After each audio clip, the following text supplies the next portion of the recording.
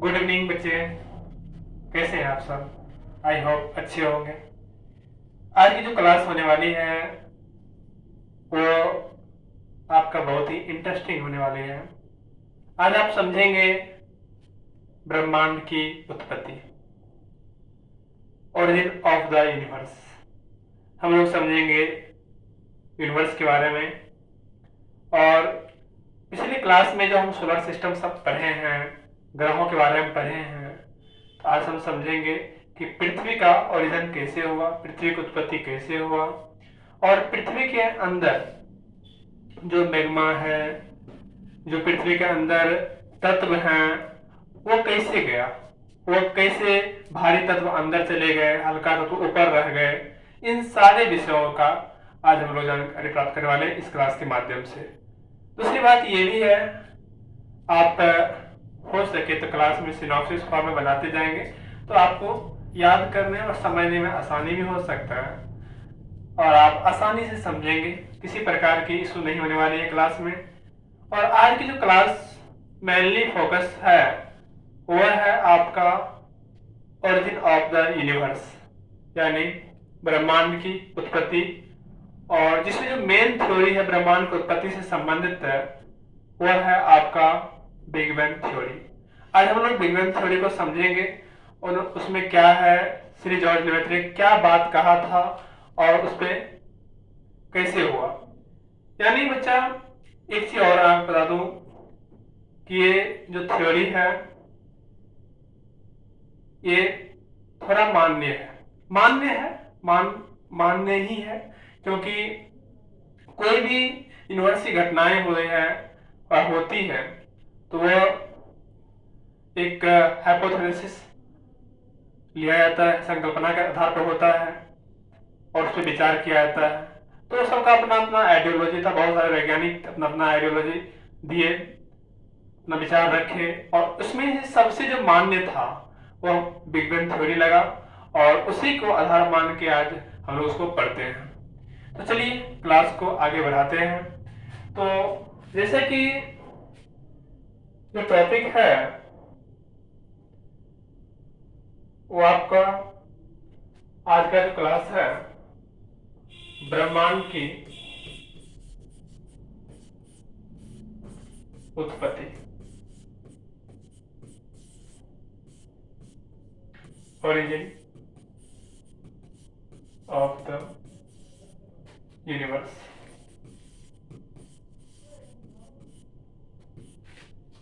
दूसरा है पृथ्वी की उत्पत्ति।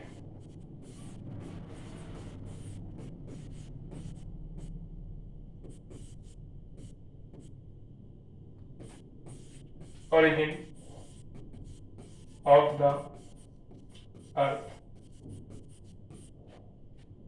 इसके विषय में हम लोग आज पढ़ने वाले हैं और समझेंगे एक एक करके। देखिए big bang theory. Big bang theory जिसको हम लोग हिंदी में महाविस्फोट सिद्धांत कहते हैं, इसको श्री जॉर्ज लेवेत्रे ने प्रतिपादित किया, विचार दिया, थ्योरी दिया। वैसे देखिए बच्चा, आपको पता होगा कि जो यूनिवर्स है इसका फॉर्मेशन, इसका निर्माण कैसे हुआ। तो पहले रिलीजियस हाइपोथेसिस की बात हम करें तो कहा जाता था भगवान के द्वारा ये हुआ होगा, लेकिन साइंटिफिक ध्यान देखा जाए तो उसमें कहा गया बिग बैंग थ्योरी के अनुसार कि एक अत्यधिक सूक्ष्म एवं असीमित घनत्व वाले एक छोटा सा कोई कण था, पार्टिकल्स था, और उसमें क्या हुआ, विस्फोट हुआ। उसमें क्या हुआ, विस्फोट, यानी महाविस्फोट जिसको कहते हो। विस्फोट हुआ और विस्फोट होने के बाद उससे बहुत सारे ऊर्जा निकले, बहुत सारे क्या निकले, ऊर्जा निकले। और वो ऊर्जा के साथ बहुत सारे फोर्स भी हुआ। जब ऊर्जा निकला तो उसके साथ बहुत सारे बल, कुछ स्ट्रॉन्ग फोर्स है, कुछ वीक फोर्सेज का भी वहां पे उसका निर्माण हुआ। जैसे देखोगे बच्चा, स्ट्रॉन्गेस्ट फोर्स में नाभिकीय बल की बात हम लोग करते हैं, मैग्नेटिक फोर्स की बात करते हैं, उसके बाद गुरुत्वाकर्षण फोर्स की बात करते हैं। तो इस सब फोर्स का क्या हुआ, वहां पे कुछ निर्माण देखा गया कि सब फोर्स इस पार्टिकल्स में था, इतना घनत्व वाले था कि सोच सकते कि इसे ब्रह्मांड का फॉर्मेशन हो गया, इसे ब्रह्मांड की उत्पत्ति हो गया और इससे बहुत सारे बेसिक एटॉमिक का निर्माण हुआ, जिसमें आप देखते हो बेसिक फोर्स के साथ बहुत सारे पार्टिकल बिखरे, बहुत सारे पार्टिकल टूट के बिखर गए। तो उससे क्या हुआ, कुछ पदार्थ का सृजन हुआ। जैसे मान लीजिए E बराबर mc², ये थ्योरी है, आपको पता होगा कौन दिया थ्योरी, अल्बर्ट आइंस्टीन साहब ने थ्योरी दिए थे। इस तरह से क्या हुआ, कुछ पदार्थ का सृजन हुआ, कुछ मैटर बने और इस मैटर को जब ब्रेक हुआ, टूटा, तो उसमें कुछ मॉलिक्यूल बना। मॉलिक्यूल के बाद एटम की बात करते हैं, तो यही एटम ब्रेक हुआ, इलेक्ट्रॉन, प्रोटॉन, न्यूट्रॉन और उससे भी छोटा जो हम लोग गॉड पार्टिकल्स कहते हैं, हिग्स बोसॉन। हिग्स बोसॉन वैज्ञानिकों के नाम पे संबंधित है, जो स्मॉल पार्टिकल से टूटा तो उसमें आ गया। एक क्वेश्चन आप लोग से, इलेक्ट्रॉन का वैल्यू बताइए कितना होता है और प्रोटॉन का वैल्यू। इलेक्ट्रॉन का वैल्यू होता है -1.6 इंटू 10⁻⁻19 कूलम और प्रोटॉन का वैल्यू होता है 1.6 इंटू 10⁻⁻19 कूलम। कूलम चार्ज को रिप्रेजेंट करता है। कूलम किसको रिप्रेजेंट करता है, चार्ज को रिप्रेजेंट करता है। ये देखिए, अब जब बात करते हैं बच्चा सिमिलरिटी, सिमिलरिटी क्या होता है? सिमिलरिटी उसको कहते हैं जिसका कोई आइडेंटिफाइड नहीं था, पहचान ही नहीं था। एक छोटा सा कण उसमें ब्रेक हुआ और वही टूट के जब बिखर गया, आदिकालिक परमाणु में बिखर के बहुत सारे जो का पार्टिकल्स का फॉर्मेशन किया, तो उसको हम लोग क्या कहते हैं, सिंगुलरिटी कहते हैं। और ये घटना कब हुई, आज से देखा जाए लगभग 14 अरब वर्ष पूर्व। और इसके बारे में श्री जॉर्ज लेवेत्रे ने थ्योरी दिया था और ये थ्योरी प्रतिपादित हुआ, मान्य हुआ। इसके विरोध में बहुत सारे थ्योरी दिया गया है, मैं आपको क्लास में और आगे डिस्कस करूंगा। पर ये समझिए, आया आप लोग को समझ में कि घटना क्या था, क्यों हुआ और कैसे हुआ। नेक्स्ट देखिए, ये आइडिया दिया कौन बिग बैंग थ्योरी के बारे में कि ऐसा हुआ, क्यों, कैसे हुआ। और नाम ये देखिए, ये आइडिया एडविन हबल, जो यूएसए के वैज्ञानिक थे 1920 में, इसके बारे में आइडिया दिया। जिसका टेलीस्कोप का भी कौन किया था, हबल ने ही किया। इन्होंने अवधारणा दिया कि जो आकाश गंगा है, आकाश गंगा यानी गैलेक्सी, आकाश गंगा कहे तो गैलेक्सी, गैलेक्सी और गैलेक्सी क्या होता है, 10⁻12 तारों के समूह को, तारों के समूह को हम लोग क्या कहते हैं, आकाश गंगा कहते हैं। हमारा जो आकाश गंगा बच्चा, उसका नाम क्या है, आपको बताए थे, इसका नाम है मिल्की वे, मिल्की वे। हिंदी में इसे मंदाकिनी कहा जाएगा, मंदाकिनी। और मंदाकिनी का सबसे नियरेस्ट जो गैलेक्सी है, जिसको हम लोग एंड्रोमेडा कहते हैं, एंड्रोमेडा, जिसको हिंदी में देवयानी कहते हैं, ये मिल्की वे का सबसे नियरेस्ट गैलेक्सी है। बहुत सारे गैलेक्सी हैं, 10⁻12 तारों के समूह को क्या कहते हैं, गैलेक्सी कहते हैं। इन्होंने एक बात और कहा कि आकाश गंगा एक दूसरे से दूर जा रही है। इन्होंने बताया, जानकारी दिया कि आकाश गंगा जो है क्या हो रहा है, एक दूसरे से दूर जा रही है। जैसे बच्चा देखो, आज तारीख कितना है, आज तारीख है 24, मान लीजिए 24 है। जब इन्होंने देखा तो आकाश गंगा इतना दूर में था, यानी 5 लाइट ईयर के बराबर था, लाइट ईयर के बराबर था।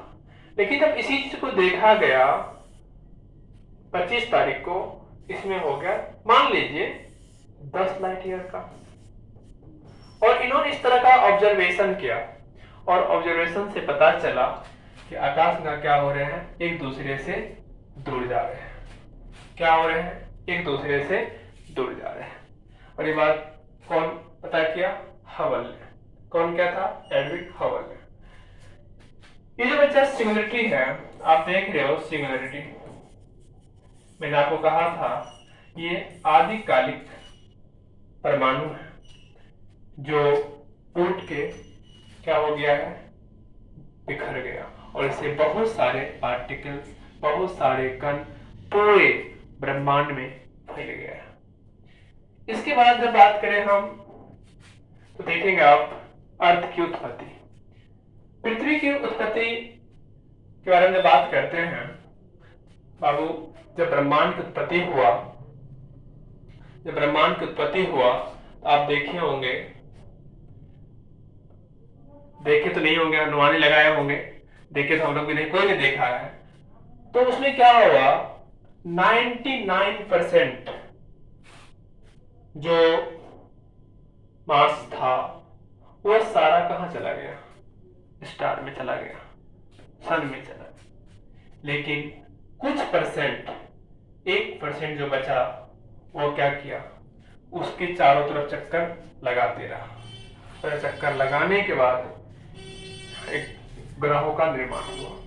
और उसमें से हम लोग पढ़ने वाले हैं, जो हम लोग के लिए हमारा अर्थ इंपॉर्टेंट है।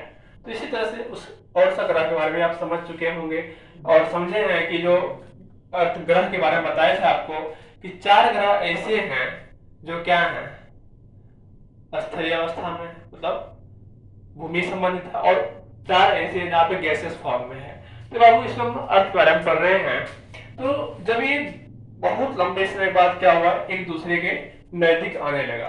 तो एक दूसरे नजदीक आया तो हल्का और भारी तत्व की बात करते हैं, तो भारी तत्व अंदर चले गया, भारी तत्व क्या हो गया? अंदर चले गया, और हल्के तत्व क्या हो गया? ऊपर रह गया। जिस तरह से देखोगे आप, मान लो ये गिलास है, ये गिलास है, ये गिलास है, और इस गिलास में मैंने कुछ भारी तत्व गिराया और हल्का तत्व, पानी भरा हुआ है, इस गिलास में पानी भरा हुआ है। और इस गिलास में क्या हुआ? इसे देखो, हम दिए आयरन गिराए, उसके बाद एल्युमिनियम गिराए, सिलिकॉन गिराए, शीशा गिराए, ये सब गिराए। तो जो भारी तत्व होगा, सोना गिराए, जो भारी तत्व होगा वो क्या होगा? सरफेस के नीचे चला जाएगा, और जो हल्का तत्व होगा क्या होगा? ऊपर हो जाएगा। उसी तरह से क्या हुआ कि जो भारी तत्व थे पृथ्वी के अंदर चले गए, जो हल्का तत्व थे वो ऊपर रह गए। और लंबे समय के बाद भी ठंडा हुआ, ठंडा होने के बाद इसका ऊपर का लेयर क्या हो गया? कठोर हो गया। जो ऊपर का लेयर हम लोग कहते हैं क्रस्ट। क्या कहते हैं? क्रस्ट। जो क्रस्ट है बच्चा, वो क्या हो गया? ठंडा होकर सॉलिड फॉर्म में आ गया। आपको पता होगा पृथ्वी का 3 लेयर है। पृथ्वी को देखा जाए, ये मान लीजिए पृथ्वी है और इसका रेडियस, पृथ्वी का रेडियस बताइए कितना होता है? पृथ्वी का रेडियस है 6371 किलोमीटर। तो ये मान लीजिए पृथ्वी का पार्ट है, ये पार्ट है। पृथ्वी 3 लेयर टूटा हुआ है। ऊपर के लेयर को हम लोग क्रस्ट कहते हैं, दूसरा लेयर को मेंटल कहते हैं, और तीसरा लेयर को हम लोग कोर कहते हैं। Crust, mental, core. जब ये बात देख रहे हो क्रस्ट, मेंटल, कोर की, जो ऊपर वाला लेयर है ये सॉलिड फॉर्म में है, और ये सेमी लिक्विड है। Semi liquid, neither solid not liquid, यानी ना तो ये सॉलिड है ना ये लिक्विड है, सेमी लिक्विड है। तो बच्चा ये देखिए, जो ऊपर का लेयर है ना, ये क्या है? ये क्रस्ट है। ये क्या है? क्रस्ट, जो सॉलिड फॉर्म में है। ये ऊपर का प्रारंभिक इनिशियल क्रस्ट है, बाहरी ठोस अवस्था में है और अंदर में आयरन, निकेल, पारा ये सब है। और इससे क्या हो गया, जब ठंडा हुआ तो कुछ गैस के रूप में क्या हो गया, बाहर निकल गया, कुछ गैस के रूप में क्या हो गया, इससे बाहर निकल गया और ये फिर अपने अवस्था में, अपने क्रस्ट मेंटल फॉर्म में चला गया, जो भारी तत्व से अंदर चले गए, हल्का तत्व बाहर निकल गए और जो ठंडा होके फिर ये एक गोला के रूप में हो गया। लेकिन जब हम इसको हम लोग कहते हैं घनत्व विभेदन यानी डेंसिटी डिफरेंशिएशन। डेंसिटी डिफरेंशिएशन मतलब क्या बच्चा, जो भारी तत्व, डेंसिटी मतलब जो भारी तत्व हैं वो अंदर चले गए, जो हल्का तत्व थे ऊपर रह गए। तो वही बात यहाँ पे हुआ है। अब यहाँ देखिए डिगैसिंग उत्सर्जन। अब इससे क्या हो गया, जो घनत्व चीजें हैं, जो स्ट्रॉन्ग चीजें हैं वो क्या हो गए, अंदर रह गए, लेकिन जो हल्का तत्व थे वो बाहर निकल रहे, गैस के रूप में निकल रहे हैं ना। और देखिए यहाँ पे घनत्व क्या हो, इसका ज्यादा हो गया है। तो आप इस तरह से इसको समझ सकते हैं। दूसरा बात जब हम लोग देखते हैं, वही बता रहे थे आपको, क्रस्ट जो हम लोग अर्थ पर हम बात किए अभी, ये मान लीजिए हमारा अर्थ है और ये सेंटर, इसको हम लोग मान लेते हैं सेंटर। और पृथ्वी का जो रेडियस है ये कितना है, 6371 किलोमीटर। और ये देखिए ये 3 लेयरों में टूटा है, देख सकते हैं आप, ये लेयर और ये लेयर। इसको हम लोग कहते हैं क्रस्ट, इसको हम लोग कहते हैं मेंटल और इसे हम लोग कहते हैं कोर। इसे क्या कहते हैं, कोर। क्रस्ट को हिंदी में हम परपट्टी कहते हैं, इसको मेंटल को हम लोग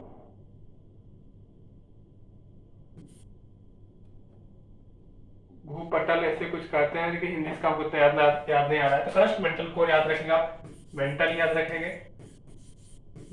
रखेंगे और हिंदी से कोर कहते हैं। चलिए सुनिए, ये जो है बच्चा, ये 1% है, ये 84% है पृथ्वी का, और ये 15% है।